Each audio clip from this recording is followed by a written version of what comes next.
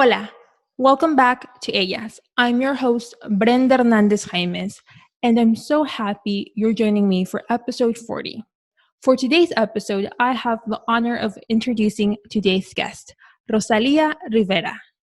Rosalia Rivera is a passionate consent educator, sexual literacy advocate, speaker, change agent, and survivor turned thriver.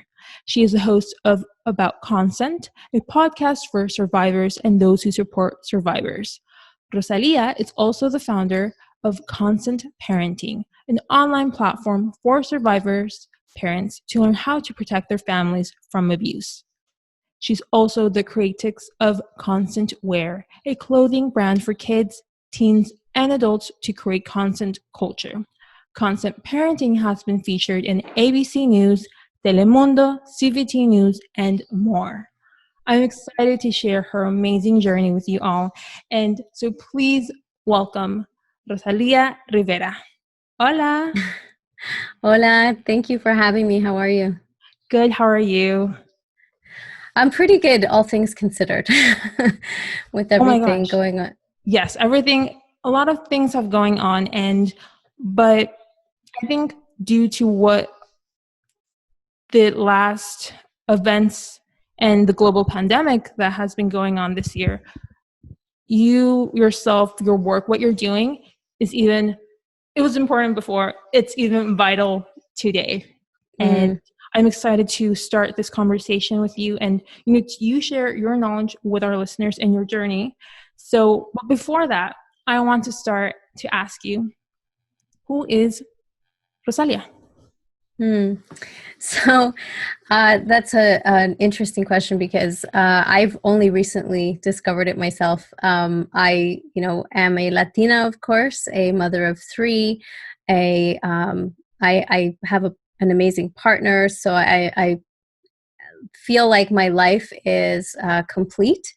But I am always fighting, for the underdog, for those who are the most vulnerable. I think I've always had that calling in my life, but I finally feel like I've stepped into that mission, that role that I've always been meant to step into, and like you said, now more than ever, it's so needed. So I'm grateful that I'm able to do that. And in terms of who I am an empowered mujer on a mission to end child sexual abuse, to help survivors become free, to feel liberated, to heal, and so that that can be part of the movement of equality in the world. So that's what I would say kind of encompasses who I am.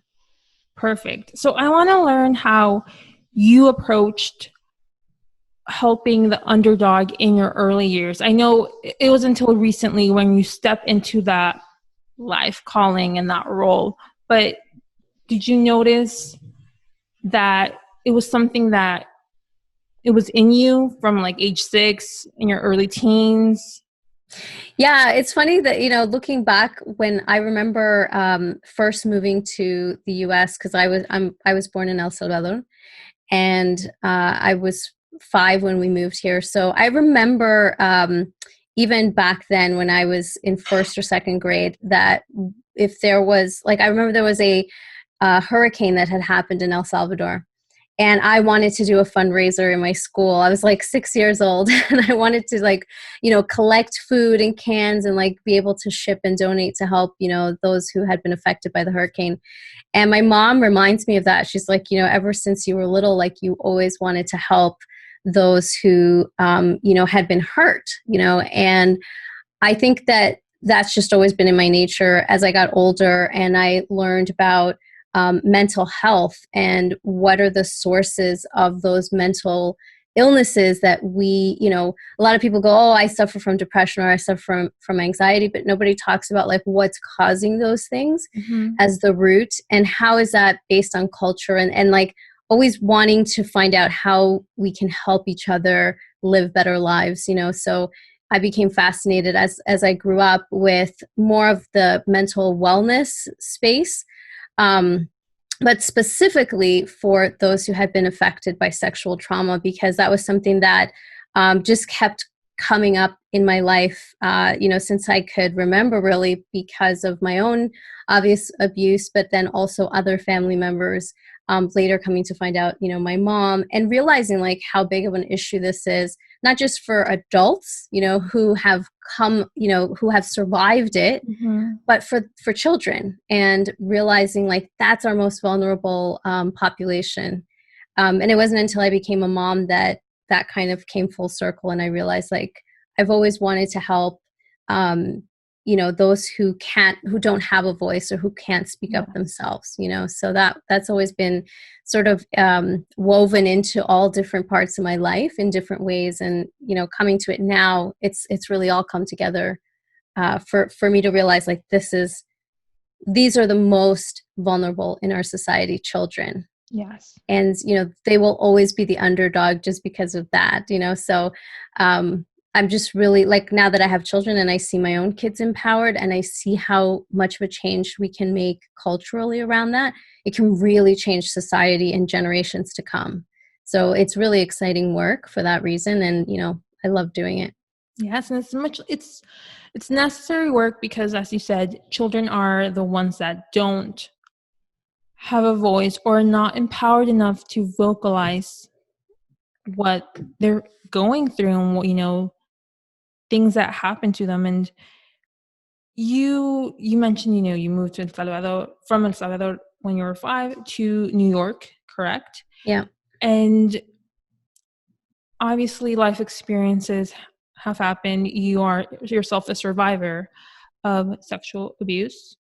And obviously you starting consent parenting was later on in your life, but you chose another path. And it was, you even have a marketing agency where you were thriving, you had clients. And I just find that interesting in the sense like we choose a path for ourselves, Mm-hmm. and life is telling us, no, like, Yeah. you need to do this, right? Like Exactly. your calling is this, but we're like so focused on another path that we keep Yeah. doing it. And, from learning from you, I connected through that because we're so focused on the path that we tend to burn out. We like Mm. give it our all just to demonstrate to ourselves that we can be in that position that we've always envisioned for ourselves. So can you share with me how it was starting that first path in your life, opening up your business, because that is something to be proud of as well, and really connecting with your clients and, in a sense, doing good, Mm-hmm. helping them out. How was that those years of your life? Yeah. So when I was deciding what to do for school, I ended up going into psychology. I went to university for psychology because I wanted to be a sex therapist, and I wanted to work with survivors. I wanted to help survivors, right, from sexual trauma. And I started going. I went 3 years, and I realized that I was getting triggered. I couldn't really explain why. I decided that maybe there was different ways that I could help survivors. And I actually wanted to go into journalism, like photojournalism and documentary photography kind of work. And I just decided I'm stopping, what I'm doing in university, and then I'm going to move to the city. I was in New York City, moved to the city, and decided to enter the photography world, thinking that I would go into journalism, photojournalism. But I took a really different turn. And I think part of why I did that was because I was kind of running away from this really hard topic, right? It was like, this is much more glamorous. Like, I was in the photo, like, commercial, high-end, fashion and beauty industry. I quickly moved up the ranks. Like, I was working as the director of marketing at one point for this photography and services company. And it, by all standards, was like really successful in that. But there were a lot of issues for me in terms of ethics, like seeing how images were retouched, and how this industry was really like falsely advertising, so many things. So I was like, this isn't what I meant to be doing. I tried to go back to my roots of wanting to do photojournalism, went back to school for that, and started working on that. I actually started doing a photo documentary, film documentary on rape, on like survivors of rape and how they could, how they were empowering themselves, how they were overcoming that situation, right? And I, again, got really triggered, and I realized like, okay, I need to put this work down. It's too heavy. Like it was just too much doing the research for that project. And I ended up starting a family, moving to Canada, which is where I live now. And when my second child was like in their toddler stage, I decided that I was going to go back to some of the roots of marketing that I had, and I knew how to do graphic design and photography. Started doing some projects for friends, and it quickly snowballed into this company, which I ended up having to start because there was so much demand. I had to get a team together and put together a business, and had 5 employees at one point. Really successful. We had clients, really well known within a very short amount of time. But I came back to that same issue where I was like, this is not my calling. Like, as much as I keep trying to do these other things because the real stuff is triggering, and I'm really successful at this. I'm good at it. I know that I can deliver. I had, business. I was so focused on that I started burning out, and a lot of things in my life started to suffer. And I realized like, I'm just out of balance because I'm running in this other direction, so that I'm running away from the thing that is really calling me. Yeah. And all that running gets exhausting. You just keep running away from the thing that is uncomfortable, is scary, right? It's the unknown. And I wanted to stay with what I did know. So ultimately, once I, because of my children and because of the fact that I was running a marketing business, I had to either put them in daycare or get a nanny to come take care of the kids. And I always felt like this fear of, what if I haven't prepared them? What if they don't, and my mom's a survivor. My sister is, I am. So it was like, I can only protect them so much because they're still going out into the world. And I realized that I needed to learn more about how to protect them. So I started doing that, and, all at the same time as running this business. And it just felt like I'm putting them in danger without, teaching them.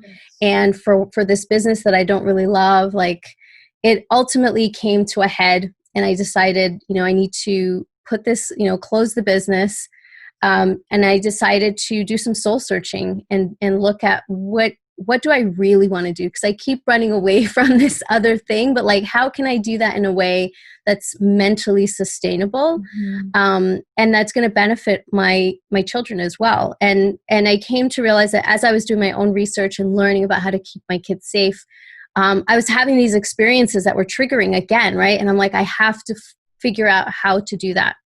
So I started my own healing journey. I started going to therapy. I really dedicated myself to healing, and finding ways to help others and figure out like, how can I do this to help other people? Because that's really where my heart is happiest. And when I do it, I wake up in the morning excited to work, So ultimately that's how Consent Parenting was born. And with that, it was really more on a focus of helping survivors who were going through similar experiences as me, who need that support. And nobody was talking about that. Nobody was saying like, if you're going to teach this, it's probably going to be triggering.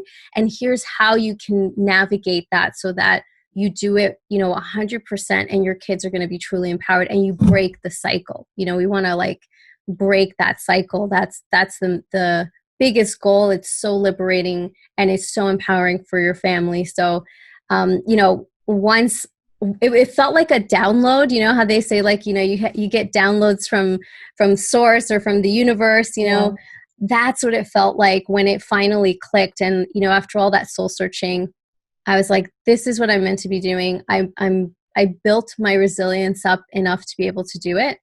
And now, this is the path. And ever since I had the courage to to say, okay, I'm going to do this and I'm going to be open about, the fact that I'm a survivor.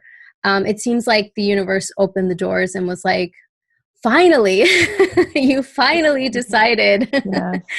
to do this, that I feel like I've been nudged in this direction all my life, but I finally had the courage to start doing it. And I'm really, happy that I did. So. And I feel like your experiences of, because you tried, there were moments in your life that you approached it, but you knew that it triggered you. You weren't hearing you weren't mentally prepared for it, Mm-hmm. you weren't in the events that needed you to fully accept it, to be fully prepared and find a space in that trauma, in that area, to fully embrace your life calling. Exactly. Yeah. So like you said, constant parenting is about parents that are also survivors, you as well. So you had to be a parent, you had to open up your business, you had to go through those experiences, and that worry of like, I don't want this to happen to my children, even though Mm-hmm. I'm trying to educate them, like, what is a better way? So Yeah. yes, I think looking back, you definitely grew and learned a lot more about yourself and how even to communicate to these two parents who are also worried of, and worried also about being triggered and worried that their children will have that same awful experience. And Mm-hmm. so, you started constant parenting. What were those first few months of you had done the work before prior of starting it, therapy, researching the download, when the moment is, when you're ready, life is like, okay, I'm giving you so Yeah. much opportunities, things like doors open. Yeah. But talk with me about those first months. How was it you were able to establish what topics as a survivor you knew that needed to be said, and in what ways? Because this is a subject that is needed to be spoken, but in ways that also do not trigger parents. Yeah. So how Yeah. was that developing it? Yeah, it was really scary in the beginning. I really needed a lot of support. I knew that as I launched it, I needed to stay committed to my healing. And a lot of times when we're going through a healing journey, we may make progress and then we're like, okay, I'm good. And then we think we don't need, any more help. And unfortunately, that's not how it really works, because healing is not linear. It's messy. It's beautiful. It's scary. It's everything, Mm-hmm. and we need to make sure that we have support to do it. So when I was deciding to make this, big, like, it feels like coming out, what someone who, has something that they're afraid to disclose comes out. It's both scary and liberating, but having support, making sure that I had put those things into place, which is what I always recommend to survivors. I said, if you're going to start teaching about this, get a support system in place. That's really important, because you will have hard times with it. And you need to get that, that support from people who really care, who can help you through it, who will remind you of, what are the things that you can do to get through those hard times. And that's really hard and tricky for survivors to do a lot of times, especially I think in the Latinx culture, we're taught not to ask for help. You don't talk about those things. And I'm out here saying, like, no, we have to talk about these things and you have to ask for help, because you can't always do it alone. If you've done it alone your whole life, you may think, well, that's, I survived this far and I've done it this far. But you'll quickly find that it gets overwhelming. And that's what kept happening to me. So I was like, now I know I need support. I need to make sure that, I've got that in place. So those first few months were scary, but it was also so encouraging, because as soon as I came out about that, the amount of the overpouring of support from the community who was receiving it, messages of people like so excited that there was someone speaking about it openly and who was that they could relate to, that they resonated with the story and they resonated with the experiences and they didn't feel so alone about it. So that really gave me like that encouragement to keep going. And I realized like this is definitely needed. It wasn't just in my head. I knew that this experience wasn't being talked about, and it changes based on being a Latinx, brown, person of color. It really changes the conversation too. So I wanted to make sure that I was also speaking to that. And, I've recently started putting out a lot of my content in Spanish as well, because I know that that community needs to be served with this information. So it's continued to evolve in like the most beautiful way. But I won't lie, it's still really hard because, I'm constantly doing research about what predators think, how they think, how, what strategies and tactics they use, staying current with the news and the way that laws, impact, and just learning and doing the trainings that I do to stay on top of this information can be really hard, because you're confronting that all the time. But it's balanced out by the support that I get. And that's like incredibly amazing to have that kind of community behind you. Yeah. So it's been it's got both good and bad, but the good definitely outweighs the other stuff. Yeah. And like you said, you have that support system when you need to step back, they're there for you, right? Yeah. And then I think that it always goes back to your why and why you started this, right? For your children, for the parents, for their children, to not have these experiences and to be educated. And if it happens, how to approach it, correct? And exactly. I love that you said that you're providing your information in Espanol, because like you said, yes, if our Latinx community is hard to talk about asking for help and talking about abuse and even about therapy, it's hard, but even it's more hard for Spanish speaking Latinos to even approach those subjects. And so I want to go deeper into your life, and I imagine you were part of that. It was hard, right? That you were born and raised in a Spanish-speaking Latino family, and was it hard to talk about, what had happened, what was going on? Like, how did you find your voice to come out of that situation of being abused? Yeah, so I actually didn't disclose about that until I was an adult. So it wasn't something that my mom knew about. She had she was really overprotective, again, because she's also a survivor. And so for her, it was always the danger of someone from the outside the family, because that was her own experience, was that it was somebody outside of the family with her.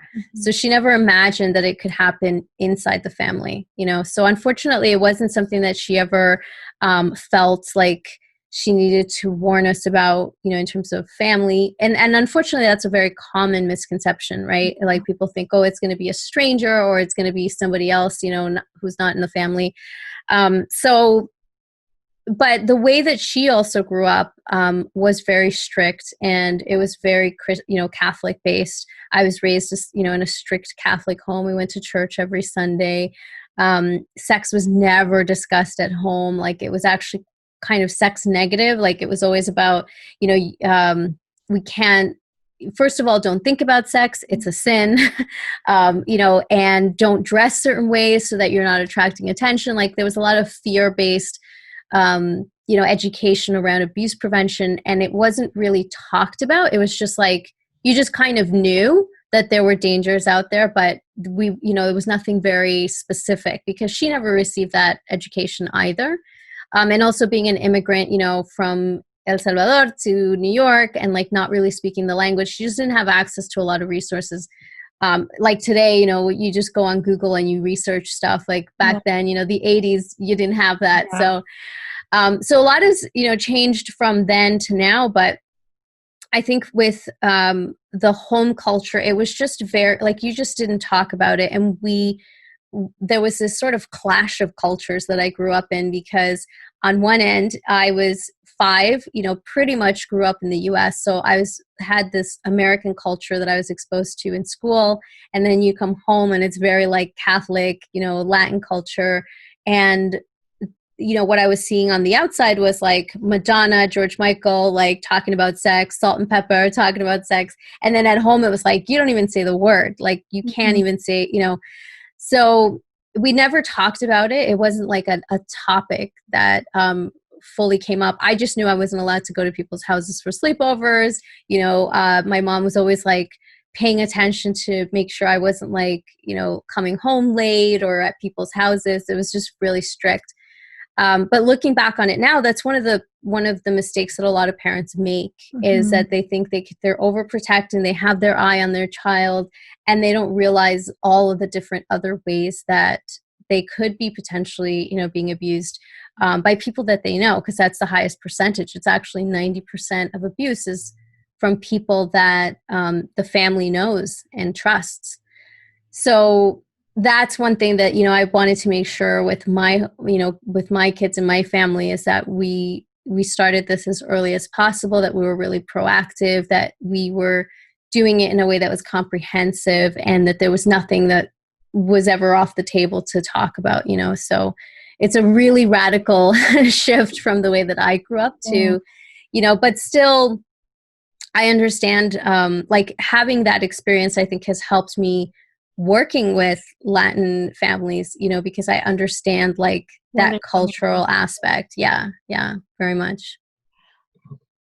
How was that experience with your mother about you speaking up and telling her, my abuser wasn't from outside, it was from, was it a family member that? Yeah, I was a family member. And well, so the same person that abused me also abused my sister. So, and my sister had actually come out about it first. I didn't actually have memories until they surfaced when I was an adult. And so when I was younger and my sister had come out, I was about 17 at the time when she disclosed. And it was I think that my mom just didn't know what to do. Like, she believed my sister and totally had support for her. But again, like, just being an immigrant to this country and the system here, she just wasn't sure, like, do you report it? Like, do you, get counseling? Like, none of that unfortunately happened, but she was believed. So at the very minimum, she did have the support from all of us. But it was really hard for my mom, like, of course, to recognize that it was somebody that, you obviously trust and is a family member, and you're just shocked. And I think that there was never any doubt, because in retrospect, I think they saw the red flags after. I think a lot of times people just don't want to accept those possibilities even, and I think when the truth comes to fruition and you're like, I should have seen the signs, unfortunately that's a lot of parents. This is why it's so important to get, that education. But it was really hard for her. I mean, she tried so hard to restrict us from, going out, not realizing, that it was happening inside. Yeah. So it was hard. I think for any parent, it's a hard truth, to accept.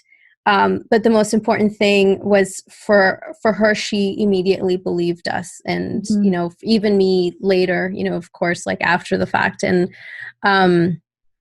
it's just a hard thing for, I think, any parent. And we have to learn even what the process should be for when a child discloses. It's one of the things that I talk about also and teach, because unfortunately, a lot of times parents can re-traumatize the child unintentionally because of the way that they respond.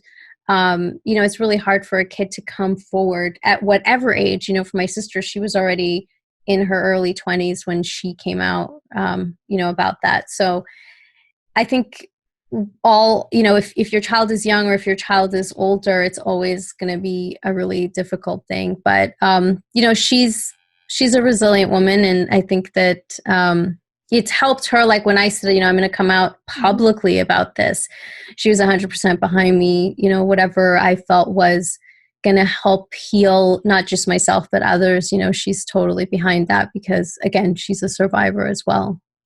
Yes, and you are as well. You know, you are resilient, and it's you were 17. You know, you had completely or pushed those memories to the side. You know, you blocked them, and you spoke about your sister experience. But let's go with you. Like, you didn't speak up, or like when she spoke up. You know, you waited. How long did you wait until you felt comfortable to speak about your experiences with your mom? Because at the end she supported you both, but it must have been a lot of time, like a lot of time of you to work and to care of yourself and just to be comfortable to just voice it. Yeah.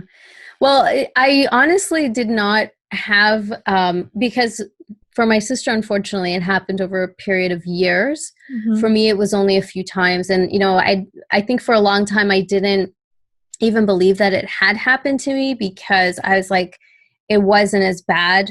And so therefore it, you know, maybe was an abuse. Like I didn't make that connection until I was a lot older. Because also, at around probably a year later after I had found out about her, I ended up also being date raped. And that was something that was a very different experience, obviously, from what happened when I was younger. But was also the reason I never even reported that or you know, even accepted that that's what it was until I was older, was just because that the way that I was raised was to believe that, you know, if you dress a certain way, if you, you know, go out with someone, or drink or, you know, do drugs, like you're responsible, you put yourself in that position. And so when it happened to me, I felt like, you know, first of all, I had told my mom I was going to go see a friend, but I was actually going on a date because she didn't allow me to date. So I had to like sneak off and do that. So I thought, this is the consequence that, you know, I get for not, you know, for first of all, lying, breaking the rules, like wearing a short skirt. Maybe it was because I teased that person. Maybe it was because of something I said, like I kept blaming myself. And then I was also fearful if I told her, you know, that I would get into so much trouble and she would blame me instead of, you know, like these were just ideas in my own head at the time. Not that I think in retrospect, she would have believed me and she would have supported me. But it wasn't until, you know, I was in my late 20s that I realized like that wasn't consensual. And I, you know, when I remember watching a movie that had a scene that was very similar to what had happened to me. And I was pregnant at the time and I started crying and I couldn't understand why it affected me so bad. But you know, I realized that that was a trigger from the experience that I had gone through. You know, I was about 18 at the time, and you know, something as simple as like teaching a child that consent can be withdrawn would help them to understand that it wasn't their fault and that they have rights and that they could have, you know, said no, and having been able to report it, you know, hopefully that person hasn't gone on to do that again. But, you know, when you don't report it, you're also allowing someone to not become responsible, right? So sometimes for us, it's like a really hard decision. I wish that I had known that I could have reported back then. So, you know, once I became an adult and I got older, it was like, okay, I realized that the things that happened to me were not right and they were not my fault. And part of the work that I do now even is to help other survivors realize that they don't need to hold on to that shame and that guilt, because it's never your fault. As much as, you know, you may be psychologically manipulated by an abuser, that it was your fault or that you asked for it or that you enjoyed it. Like, you know, there's so many ways that someone can hold on to guilt. It's never your fault, you know? And so, I think for my mom too, like she carried that for a really long time and felt like if I say something, people are going to think it was somehow I brought it on to myself. And so she carried her, like, she didn't disclose until she was like in her 70s to anyone, so she carried that for a really long time. And it was a very violent situation for her too. It was, not something that could be easily forgotten, So just, yeah, I feel like being able to come out and talk about it with her, and for us to connect on that level, for my sister to be able to talk about it and openly now too, and to like, for everyone to have let go of the shame that didn't even belong to us in the first place, I think has been so liberating for everyone, to know that it's okay to talk about this. It's like, I equate it with someone saying, if you were to get mugged, right? If you like got held up at gunpoint and like you gave up your purse and you got beat up anyway, and you like, would it make sense for you to not report it and to be afraid to tell someone, like, I think I brought it on to myself because I was wearing an expensive handbag? Like, would somebody go like, are you crazy?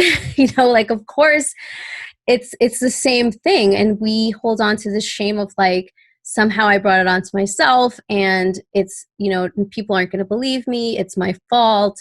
Somebody's going to think I'm not as valuable or as worthy now. Like, we have all of these misconceptions that I think that's one of the other pieces of my work that I really enjoy, helping women, or survivors of any gender really, to recognize that it's definitely not ever your fault, no matter what you were told to believe or what society makes you believe. It's absolutely never your fault, and that's the bottom line, So it's just, yeah, it feels good to know that I can talk about it comfortably now and encourage others to, not necessarily talk about it, but to let go of that shame and to start to feel that liberation, because it's such a beautiful experience once you can. Yeah. So we talked about the different, I think, learning experiences from abuse in your family.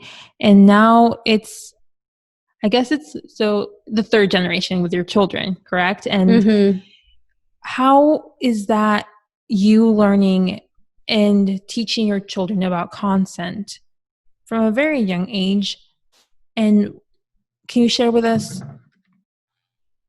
yes, because what are the things that one needs to share to their children to have them known that their voice, whatever, they say will be heard, and that they have the right to be consent, to like, they have consent even from like, I guess from their two, like, there's questions that many listeners who are parents may be thinking, when is the correct age for me to talk about consent and having their voice be heard?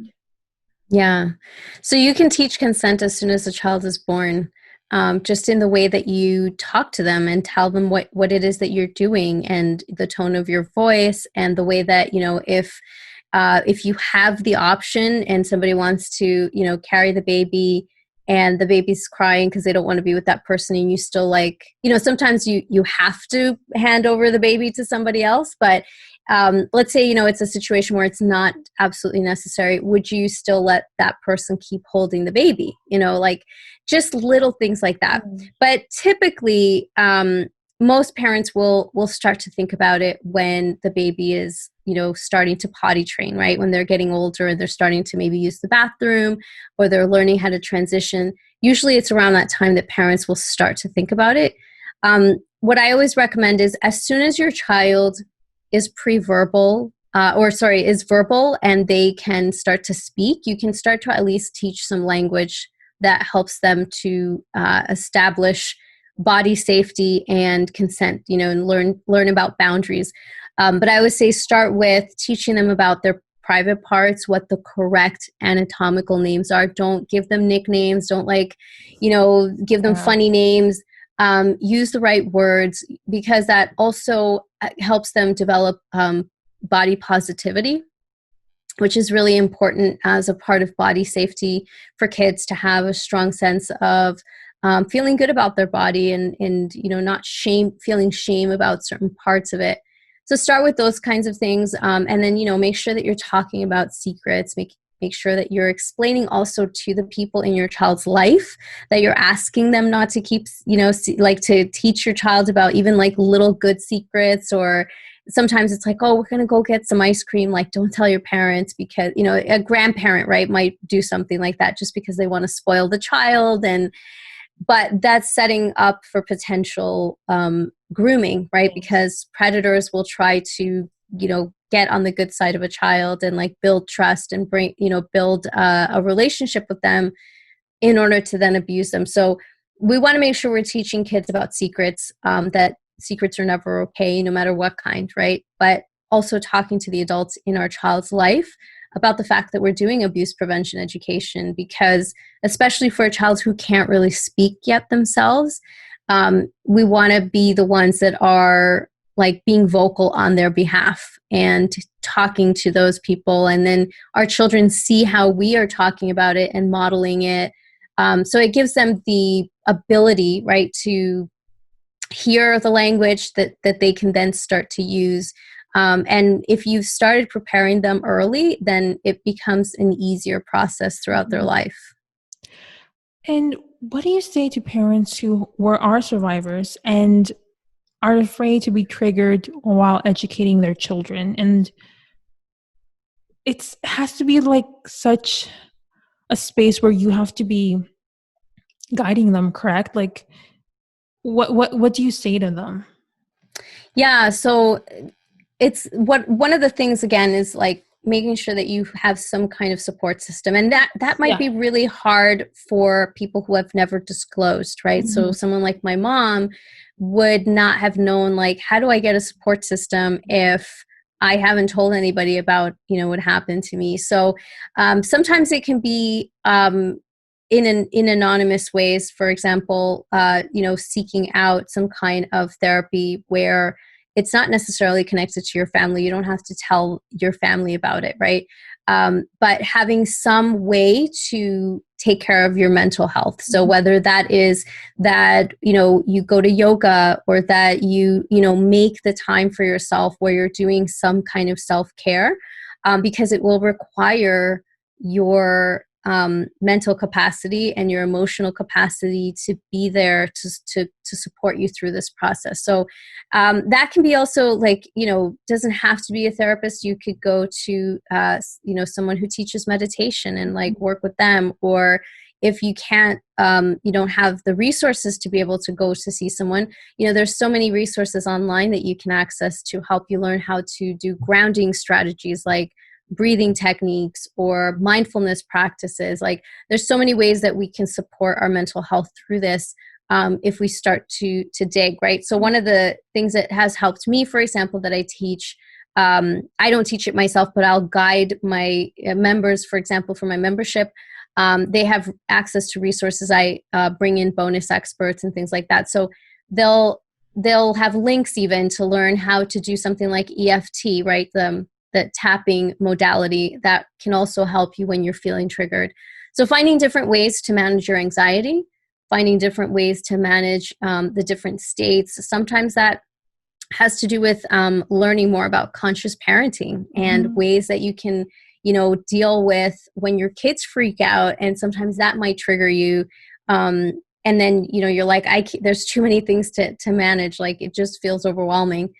So, think about the fact that you can also take little steps. You don't have to do all of it at once. I encourage people to, go as slow as they need to, as long as they don't stop. Just make sure you're doing something, that you're talking about some aspect of, abuse prevention with your family and your kids and your community. Every little bit makes a difference as long as you keep going. So what I always encourage people is, find a support system. If you don't have a support system, find ways that you can manage your emotional states and regulate, learn, like, there's so many resources available. You can listen to a podcast even, and learn about how to do that. But ultimately, the message is really, don't stop. Find ways to support yourself, and then make sure you keep doing something to empower your kids. And to continue this education about consent with children, before COVID, children were in spaces where they could also be easily victims of abuse, teachers, coaches, in everything. But also it was much easier for teachers, doctors, coaches to discover that they were victims of abuse. And now that with the pandemic, children are in spaces that abuse is happening. And you recently shared, let me pull it up, an article that it was about rain, that in all their years of being open, the cases were being called from children, minors. And how has, I guess, yes, victims have escalated throughout these past months. Wow. And my question is, how can children, I guess parents who find themselves trapped, I guess, because we are inside our homes, try to help our children and vocalize that abuse, even when we're inside and one thinks one is safe because we have to be inside and the abuse is coming from inside. Yeah. So the statistic was for RAINN, which is the Rape and Incest National Network. They are the sort of clearinghouse for reports, right? So people will call. It's a national hotline, and they will connect someone to a local resource to find support and safety, right? So they've been operating for 25 years, and they have never, in their entire history, have had so many calls from minors. So the number is that more than 50% of the calls that were coming in were reports for or by minors. And so that's a dramatic increase because, like you said, kids don't have those reporting eyes, those, people who are mandated to report some suspicion or something that they've seen. They don't have access to those people anymore. And unfortunately, like you said, kids are trapped at home with abusers. And a lot of times people think that that's just parents, but it could be another family member that lives at home, including a sibling, unfortunately. Or it could be, if someone's coming to the home to take care of the child because they don't, they can't go to school, that's their childcare now. So what I recommend is that families develop safety networks. So essentially what that is that the family looks at 4 to 5 people in their circle, their inner circle, and invite them to be a safe person for the child. And the reason why is because sometimes if a child is being abused, they may not realize that they have other people that they could get help from. Like maybe the abuser told the child, like, if you tell your parents, I'm going to hurt them, or or they're, whatever threat that they come up with, right? But if the child has other people in their circle that they know that they can reach out to, they may consider doing that because they're like, well, I was told not to tell my parents, but maybe this other person can help me find a solution, right? Maybe they can help me figure out what to do, because ultimately they want to make the situation stop. But if, they feel like their parents would be so upset if they found out, or, they don't want to tell them because of what the abuser said, they may never ask for help. And this could escalate and get worse, right? And be an ongoing situation. So if a child has a safety network and other people that they know how to contact them, that they know that person's going to believe them, that they know that they are safe people who can help them, then they have a much higher chance of getting that help. So I always encourage people, if you know that your niece or nephew doesn't have a safety network, talk to your, sibling and offer yourself as a safe person, and then set up that safety network. If you are the parent, set up the safety network for your child and look for, those people and get your child involved. So, for example, I have a free guide that shows you step by step how to create a safety network that is going to be effective. And that is a real lifeline for kids nowadays. It's also important just to let kids know what other access, they have. So even putting the number on your fridge for, something like RAIN or other organizations that are local, just to be safe, just to make sure that they know how to contact, because, who knows what situations you may find yourself in. You may be hospitalized and having to have, your child taken care of by people who are in your inner circle, but they're still, not you, right? And if you're thinking like, I want to make sure that my child is safe, well, be prepared and set up those safeties. And so the safety network is one of the biggest tools that could really help kids while they're in quarantine. So that's one of the things that I've been really trying to get parents to focus on doing during this time. And, we're still in quarantine, and with children, there's this topic of both schools open to go back to school. These learning pods that you've, talk about on Instagram, let's go deeper on that. It's also like, for our listeners who may not have children and are not aware, but like learning pods are like, I guess like each parent volunteers for, I'll have all like the 5 children here and I'll teach them this day, and then you can teach them the next day, and that's having that risk of it's not you who's taking care of your child.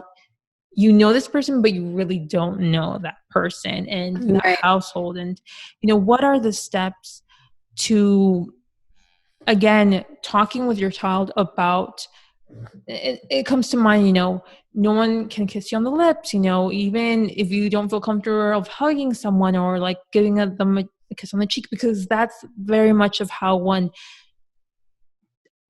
does in Latino households. And I guess with quarantine, it has stopped now, but a little bit, yeah. But what are the steps to speak with your child if you decide to have them in these learning pods? And what are also the conversations that you have to have with the other parents and make them aware that your child is not afraid to vocalize, and that they know about consent, and that they will come to them if anything happens? Yeah. So, learning pods are something that I think are going to become very popular.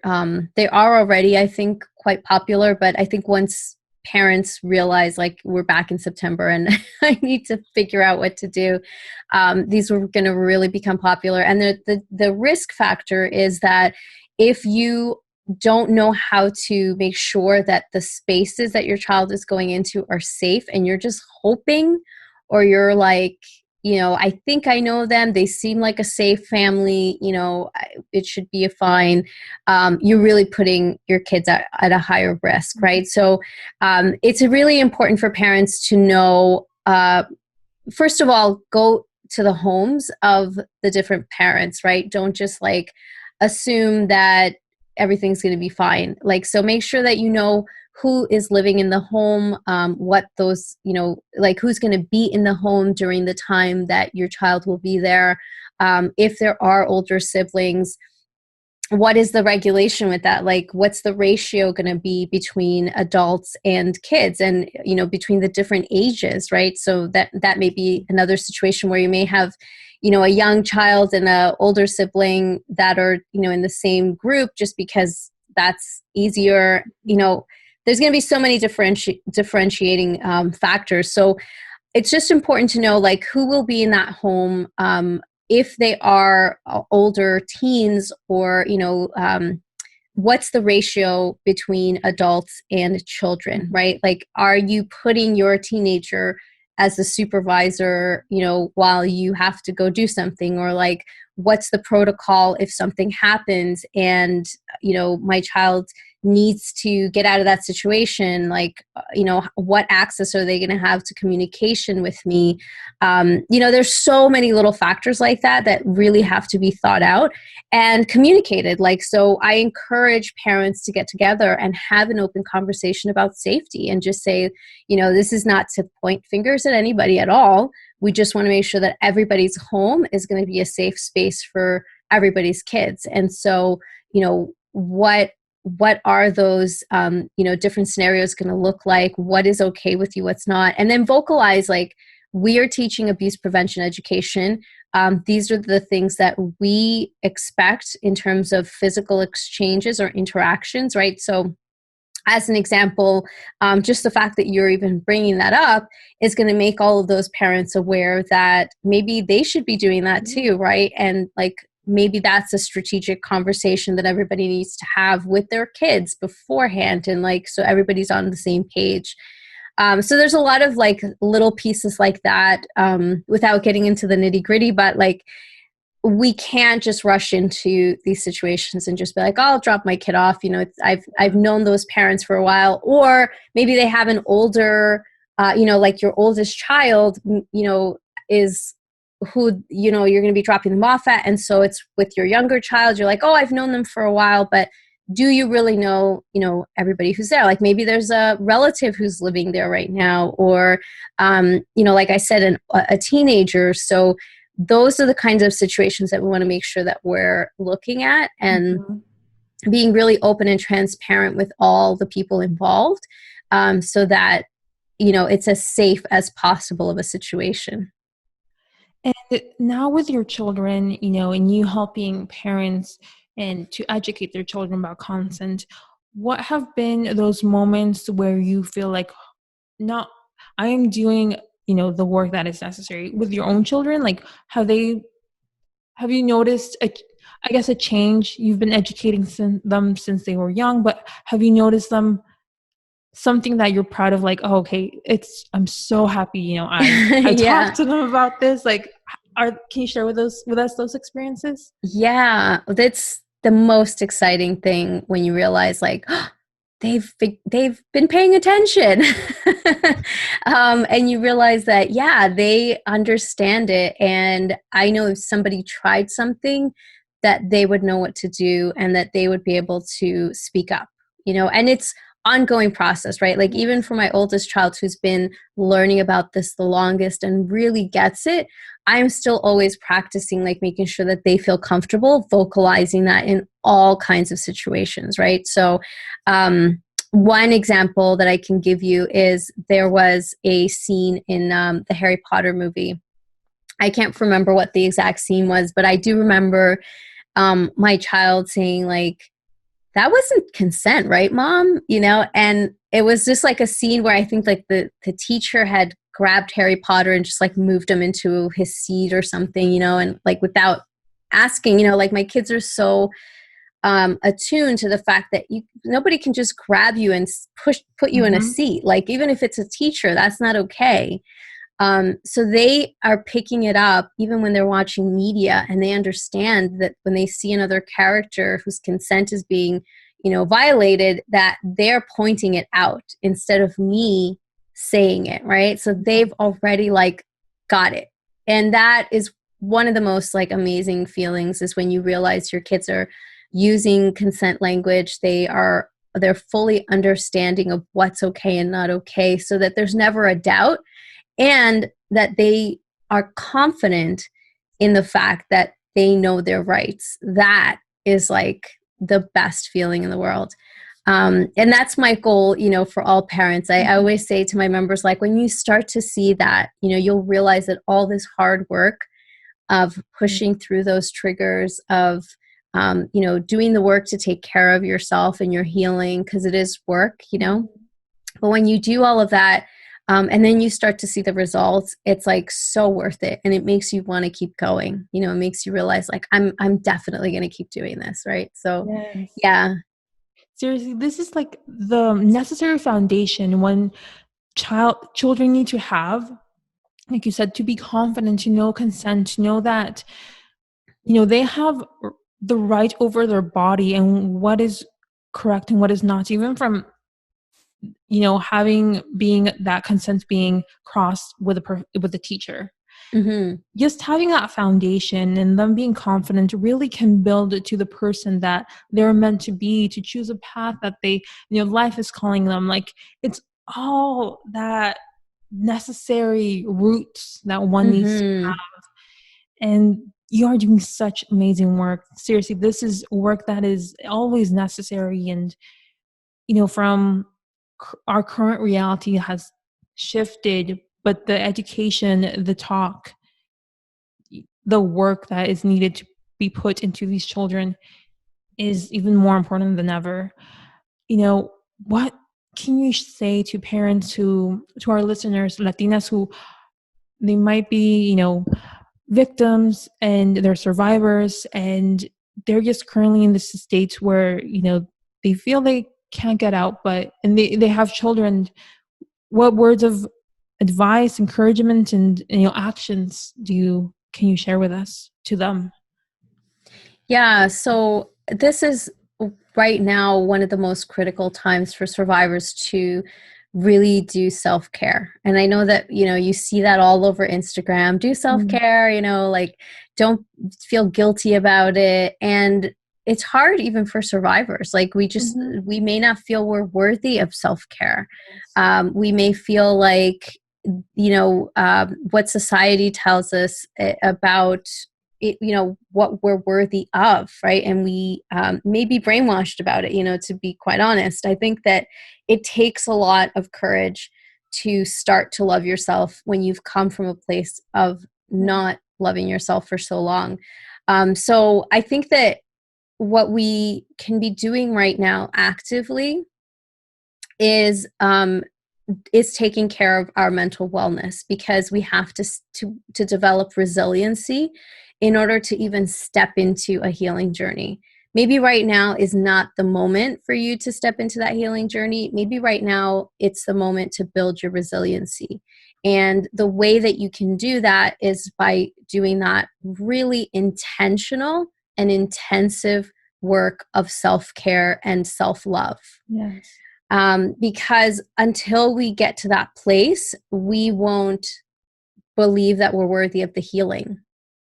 So we have to start with that place. And I think that opens the door to realizing that we're worthy, and that our children are worthy, right? If Mhm. we are like, we are modeling that for them as well, and I think that Yes. that is a really important piece, for body safety, even like to show that to your kids that, they come first, just like you come first, right? So you're teaching through example.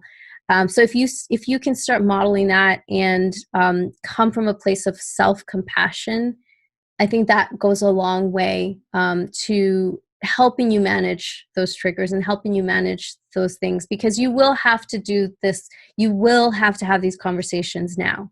There is no, like a lot of parents are like, I'll just keep my kids home. I'm not going to they do all the things that my mom did, and they're not paying attention to all the things, but also it's not giving them skills, right? You're Mhm. depriving your children of the skills because you can't teach it to them.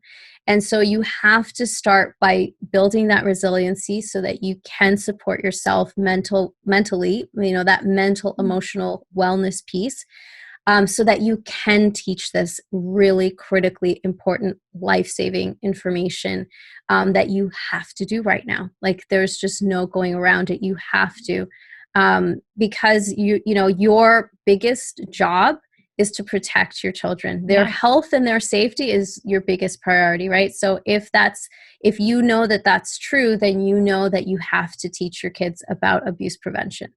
And so in order to do that, you have to prioritize your mental, emotional, and physical wellness. So my biggest, recommendation is for everyone to, start like dosing out some big amounts of self-compassion, self-love, and self-care right now.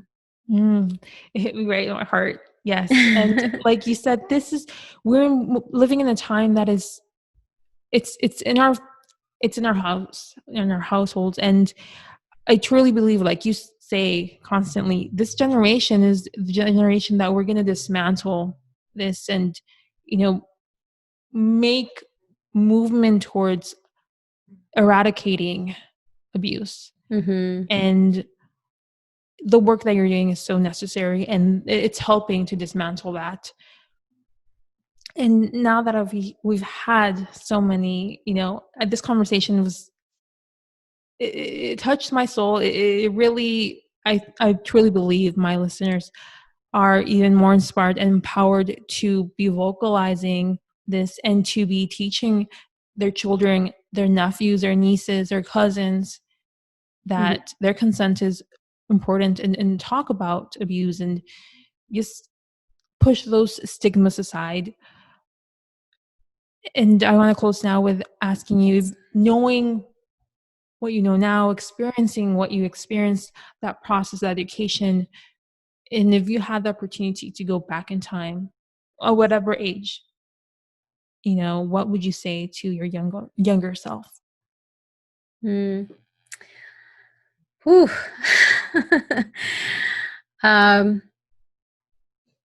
I would probably tell myself that I can handle whatever comes my way as long as I take care of me and prioritize my well-being so that I can help others, because if you keep burning out, you can't help anyone else. So be kind to yourself is probably what I would tell my younger self, because I've been pretty hard on myself most of my life, always wanting to like overachieve. And I think that's part of a survivor mechanism too, of like wanting to show up and have people see your value. But to remind me, my inner younger child, that I already am valuable, and that can't ever be taken away. That's so beautiful. Thank you. And can you share with our listeners, where can they find you? I know you do Facebook Lives, you do Instagram Lives. You are constantly educating, and it's so important. So can you share with us, where can our listeners find you and your Sure. work? Thank you. Yeah, I love showing up live because I can engage with people. So if you're interested in, connecting with me, that's one of the best ways, is to show up on one of my lives. But you can find me on CONSENTparenting.com, is where all of my, consent education, abuse prevention education information is at. I'm also on Instagram and Facebook, also Consent Parenting for those handles. And then you can also listen to my podcast, which is about consent.com, or on Instagram, about consent podcast. I'm not on there as often, but I do, I am definitely showing up there, at least in my stories. So yeah, so that's how everyone can connect. Thank you so much for this conversation. I truly thank you for what you do. Thank you for giving us your time and really helping children, because what we're doing today will provide that empowerment to the next generation to be better, to be more confident in themselves, and to know their worth, and that no one needs to cross that barrier of making them feel uncomfortable and make them victims of it. So thank you for all the work that you do. And once this can be done and we can travel, I would love to do like an in-person conversation and to just provide us with an update, because I would love that. Well, thank you for having me. I appreciate you wanting to amplify this information, because it's so important now more than ever. So thank you so much. Yes. And thank you for listening and watching. I hope this conversation empowered you to really reach into your voice and discover that you are worthy. And if you are a victim, to have that power to come out and, ask for help. And if you know a victim, to help them out and to really be communicative about that. And I hope Rosalia and myself in our conversation really gave you those tools today. And you can follow us on Instagram, that is Ellas the Podcast, at ALLAS the Podcast. And you can email me if you would like to be a guest here at ellasthepodcast@gmail.com. That is ELLAS thepodcast@gmail.com. And if you would like, follow me at Instagram. That is Bren_Hi, BREN_JAI. Thank you once again, Rosalia. This was simply a wonderful conversation, and I'm so happy. And just truly, this information, everything is the necessary foundation for one to be empowered and to create an impact. So thank you Thank for you. amplifying what you do, and thank you for doing the work. And I'll see you in 2 weeks. Adios.